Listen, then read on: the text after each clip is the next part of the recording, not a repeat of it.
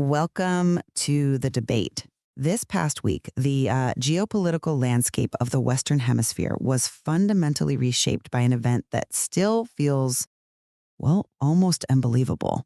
The January 3rd U.S. military strikes, codenamed Operation Absolute Resolve, which culminated in the capture and forced removal of Venezuelan President Nicolas Maduro and his wife, Cilia Flores. They now faced narco-terrorism charges in New York.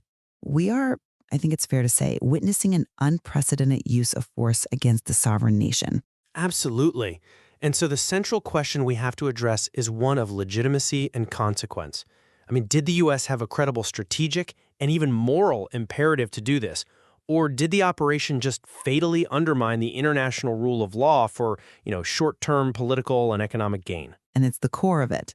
I'll be arguing that this action was a strategically necessary and ultimately justified measure to secure vital U.S. interests. And I'll be making the case that it's a profound violation of established international norms, something that could have dangerous long-term consequences for the global order. So from my perspective, the operation, which was a component of the broader Operation Southern Spear, was a decisive execution of the administration's 2025 national security strategy. To understand the legitimacy, you really have to look at the identity of the target.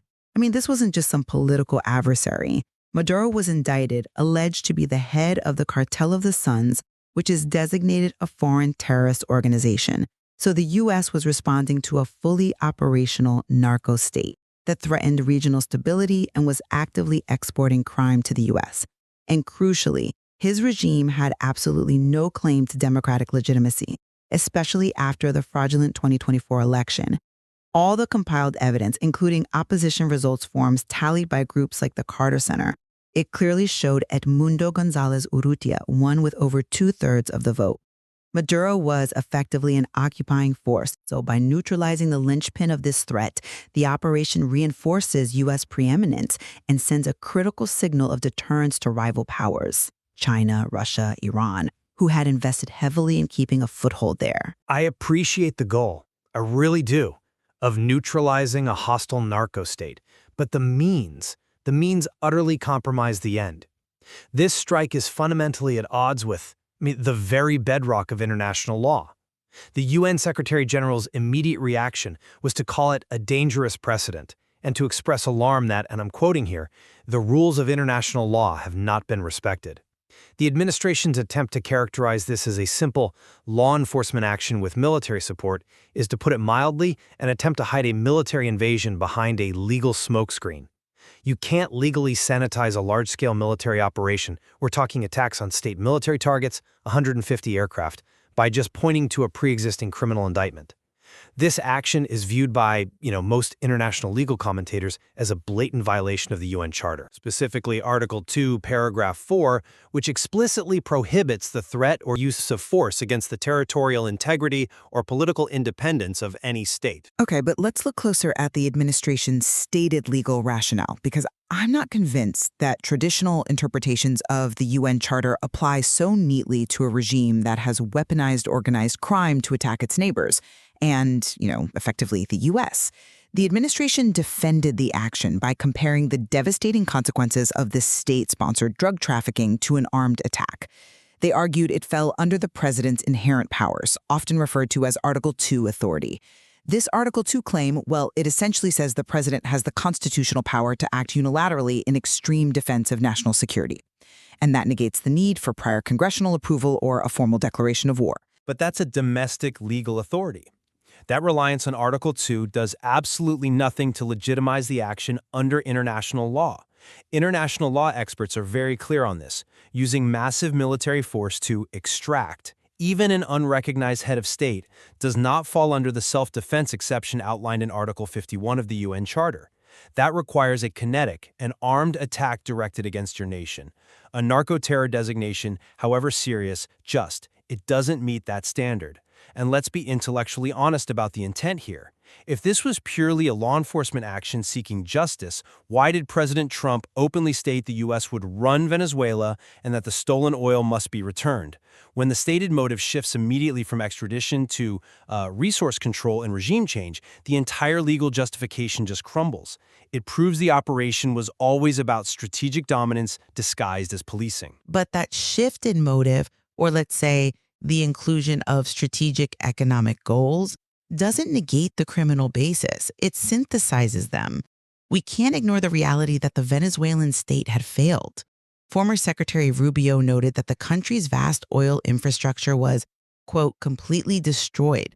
So the U.S. intervention, it served two purposes: neutralizing a criminal enterprise and creating the political leverage needed to ensure the promised return of U.S. oil companies under supervised conditions. The intent to stabilize and secure future economic access is just the mechanism by which the political vacuum is managed. The operation guaranteed that whoever came next had to cooperate with U.S. security and economic preferences. Well, that brings us directly to the strategic outcome, or perhaps the lack of one.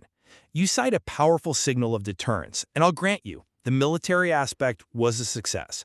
Operation Absolute Resolve successfully demonstrated the conventional capability to breach and neutralize advanced Russian-supplied air defense batteries, specifically the S-300VM and the Buk M2E systems.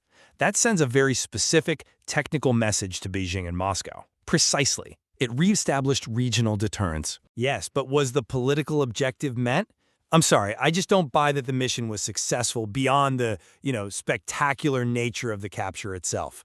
Let's look at the operational analysis from organizations like the International Crisis Group.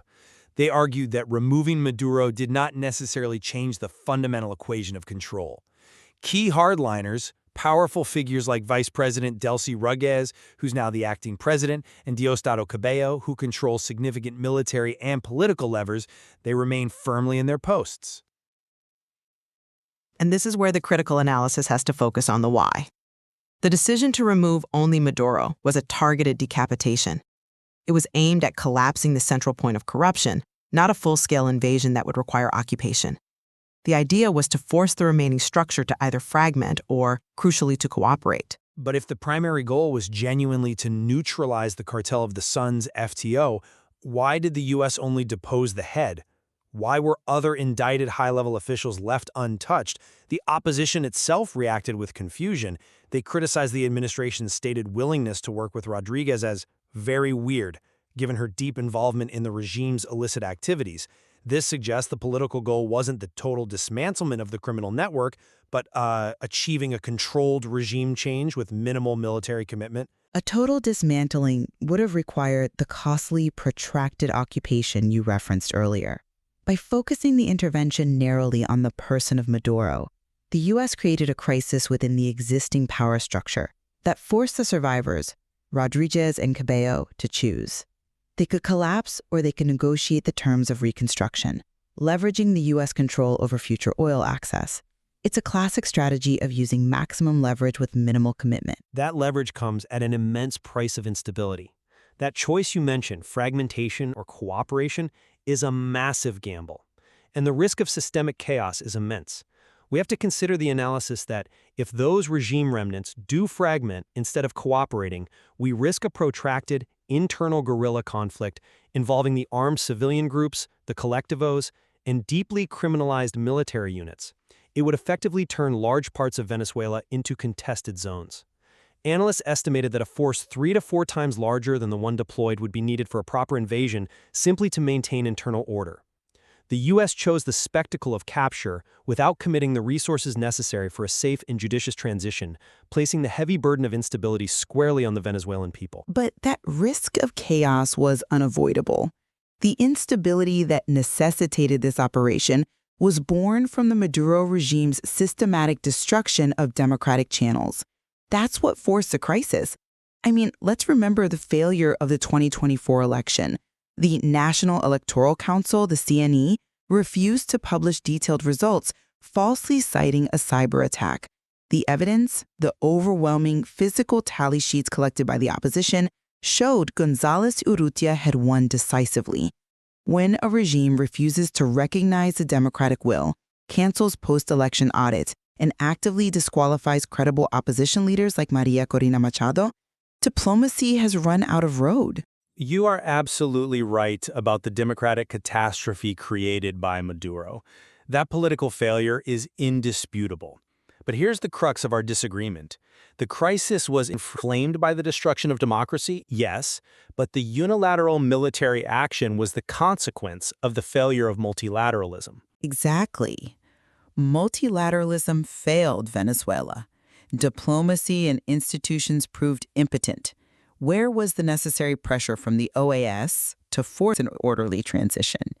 The International Criminal Court, despite years of evidence documenting crimes against humanity, has yet to issue a single indictment. This regime was untouchable by established international bodies. So what choice remains for a superpower when a rogue state ignores the popular will, destroys its institutions, and actively exports organized crime as a national policy? Unilateral action, in this context, wasn't a first choice. It was a necessary final tool to force a reckoning and potentially create a democratic opening that multilateral bodies simply could not deliver. But the price paid in international norms for that single outcome is just too high. The use of force, however justified the desired end goal of democracy and human rights might be, it jeopardized the global legal order itself.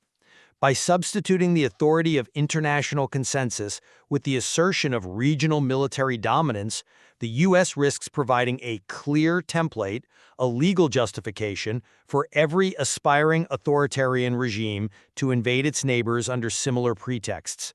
The comparison to Russia's rationale for its invasion of Ukraine is frankly, chillingly pertinent here. I think we have to distinguish between targeting a transnational criminal enterprise that has hijacked a state and a traditional land grab by a rival power. The swift, decisive action addressed a critical national security threat, a narco state providing a foothold for our rivals and creating